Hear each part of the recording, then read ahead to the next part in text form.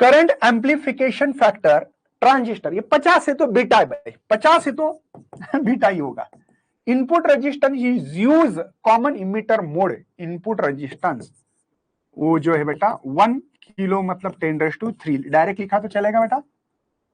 Peak value of AC input voltage, peak, अच्छा उन्होंने input voltage दिए वाला है, इनपुट वोल्टेज दिए वाला बेटा, और वो है इसको 10⁻² वोल्ट भी लिख सकता हूं, इस वैल्यू की लिख रहा हूं बेटा, थोड़ा सा याद रखो मैं क्या कर रहा हूं।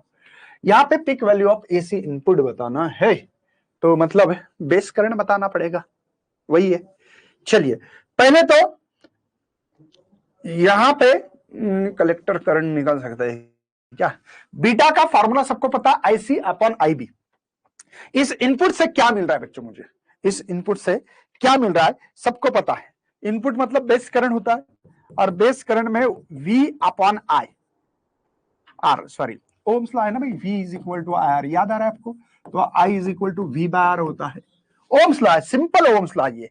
तो ये इनपुट रेजिस्टेंस और इनपुट वोल्टेज है, इनपुट ये 0.10⁻², ये है 10⁻³ ऊपर गए तो 10⁻⁻, क्या हो रहा है बेटा, -5 एम्पियर।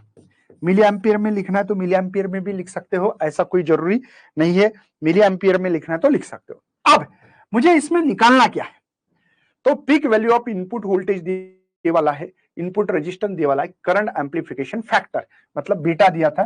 बीटा का फार्मूला देखो यहाँ पे क्लियर कट नहीं दिया, कितने लोगों को समझ रहा है, यहाँ पे ध्यान रखना, क्लियर कट कलेक्टर करंट निकालना है ऐसा बोला नहीं है, इससे पता लगेगा हमको। चलो बीटा की वैल्यू बेटा 50, आईसी निकालेंगे, आदि की वैल्यू 10⁻⁻5 बेटा, तो यहाँ पे आईसी इज इक्वल टू आप निकाल सकते हैं 50 10⁻⁻5, तो ये आईसी यहाँ पे -6 चाहिए तो मैं इसको 500 बनाऊं सर, -6 बनेगा, क्यों, क्योंकि माइक्रो में आंसर था, और ऐसा 50 के नियर अबाउटली ऐसा ही आंसर है कि जो 500 लग रहा था, इसलिए मैंने पॉइंट शिफ्ट किया, तो 500 इसको माइक्रो एम्पियर है बेटा, डी ऑप्शन इज करेक्ट है, डी ऑप्शन।